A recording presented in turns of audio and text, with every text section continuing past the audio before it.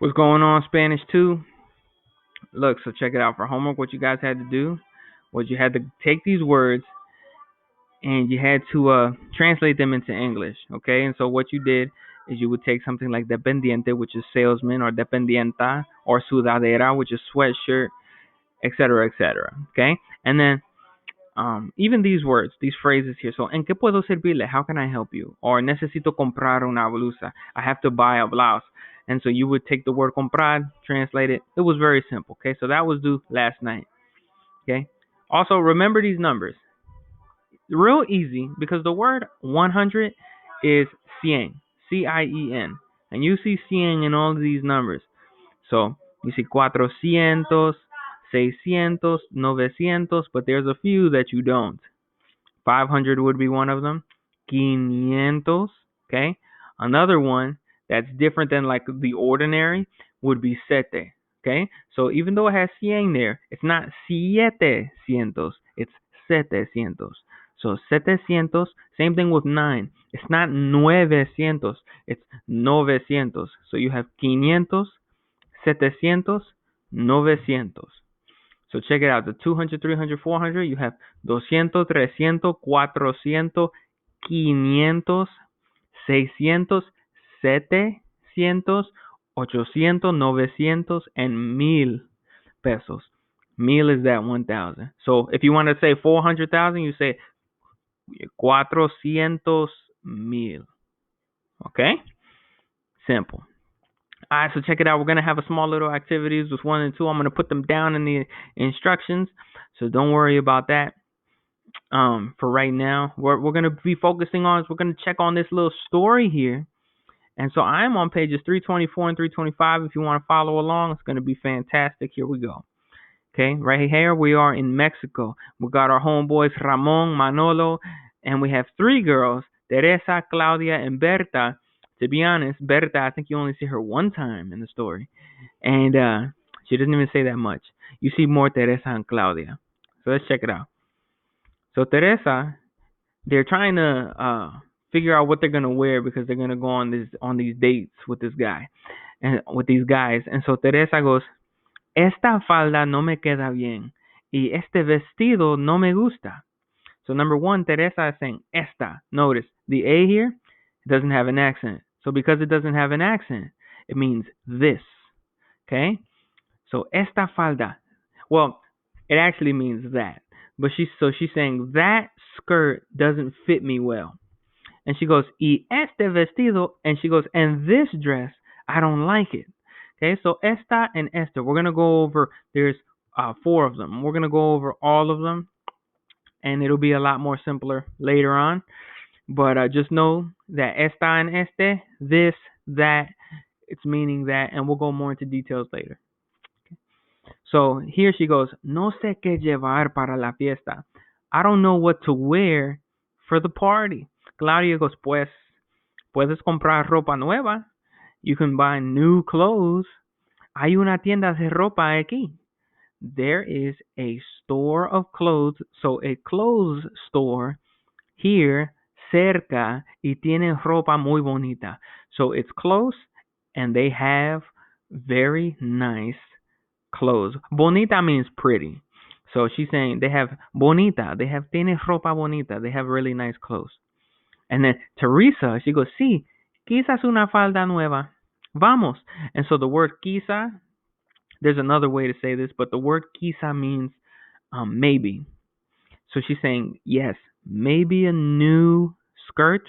Let's go. Vamos. Okay? There's 2 ways to say vamos. You have vámonos and you have vamos. Vamos is not a very kind of like of a command way of saying let's go. Vamos is like a hey, come on everybody, let's go. But if you say vámonos, then it's like a command. It's like let's go. All right, but because it's a friendly gesture, she's saying vamos. So when you want to make a demand out of it, you say vámonos. But when you just want to say hey, let's go, then you just say vamos. So that's what she's saying here. Okay, number 2, they finally get to the centro comercial. Y Claudia dice, mira esta tienda. She goes, look at this store. And Teresa goes, no sé. I don't know. No tengo mucho dinero. I don't have a lot of money. Y esa ropa es muy cara. And she goes, and those clothes are very expensive. So the word cara means expensive. Actually, the word caro means expensive, but because she's talking about ropa, ropa is a feminine word. And so she has to change that O to an A. So it would be caro, change it to an A, cara. Simple. Claudia goes, vamos, queremos ver qué tiene. And so she goes, come on, we want to know what they have. And so in reality, she wouldn't have used this conjugation. She wouldn't have said queremos ver qué tienen because it's just her that wants to go see. So she would have said quiero ver qué tienen. But they're just putting that conjugation in there so that you guys could practice. And so she goes, come on, we want to see what they have. Number 3, they walk in, and Teresa goes, perdón, means pardon. Or another way would kind of like be our way of saying like excuse me, but here she's saying pardon, señora. And then the dependienta, what's the dependienta mean? It means the saleswoman. And so she goes, sí, ¿en qué puedo servirle, señorita? How can I help you, señorita? And Teresa goes, busco ropa para llevar a una fiesta. I'm looking for clothes to take to wear to a party. Me gustaría comprar esta falda y esta blusa. I would like to buy this skirt and this blouse. And Claudia goes, a ver, ¿cuánto cuestan? Okay, and so she's saying, let's see, how much does it cost? Okay, so ¿cuánto cuestan? If you're just talking about one of those things, then you're going to say ¿cuánto cuesta? Without the N. But when you're talking about multiple things, you're going to say ¿cuánto cuestan? Teresa goes, 600 pesos. And so she's super like, yo, that's super expensive. So she goes, pero es mucho dinero. And the dependienta, being a good dependienta as she goes, bueno, aquí, so she points to another part of the store. She goes, aquí hay ropa que no cuesta tanto. Okay, so the word tanto means so much. So she goes, here there is ropa que no cuesta. It doesn't cost so much. And Claudia goes, mira, Teresa, esta falda cuesta 300 pesos. ¿Qué piensas? You know, so she says, this skirt, esta falda cuesta 300 pesos, 300 pesos, which for us would be like 15 bucks. And so she goes, what do you think? And Teresa goes, genial. Y este suéter cuesta 200 pesos, which for us would only be like $10. She goes, los dos no cuestan tanto. So the both of them, los dos. So let's go over this little phrase here. Pause real fast. Los dos. Dos means two. But every time you say los dos, you're saying both. The word both. Okay? We don't have a word in Spanish that actually means the word both. But when you say los dos, you're saying the word both. Okay?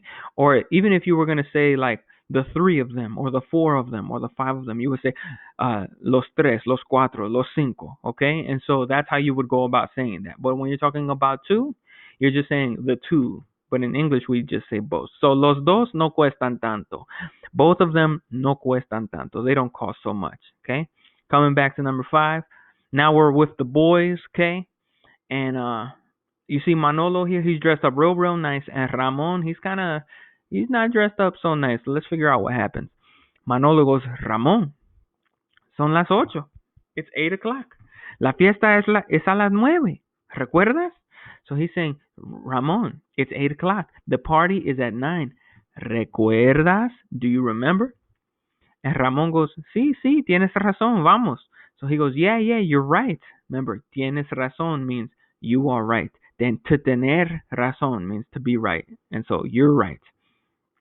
If I wanted to say I was right, I would say tengo razón. If I wanted to say we're right, I'd say tenemos razón, etc., etc.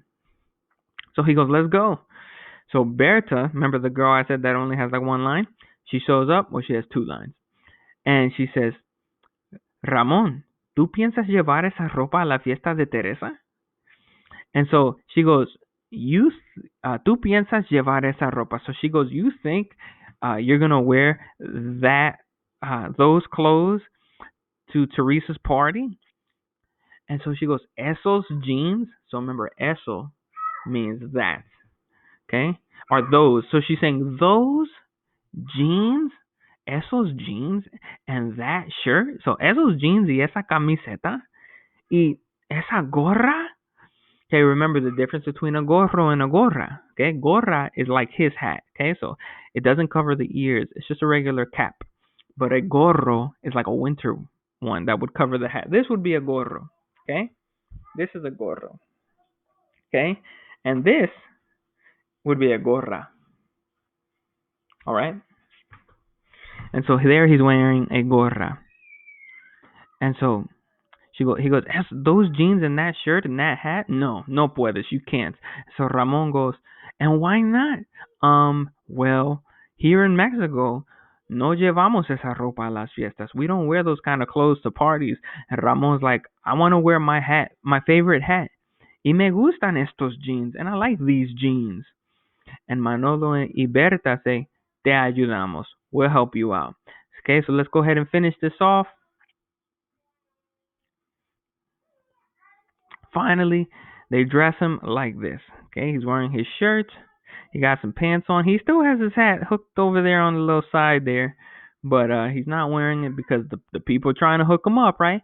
So finally, they open the door. They knock on there. Tum tum tum tum. The girls open, and Teresa goes, which is Teresa is this one right here. She goes, "Hola, buenas noches, pero ¿dónde está la gorra?" And so she goes, "Hey, good evening, but where's your hat?"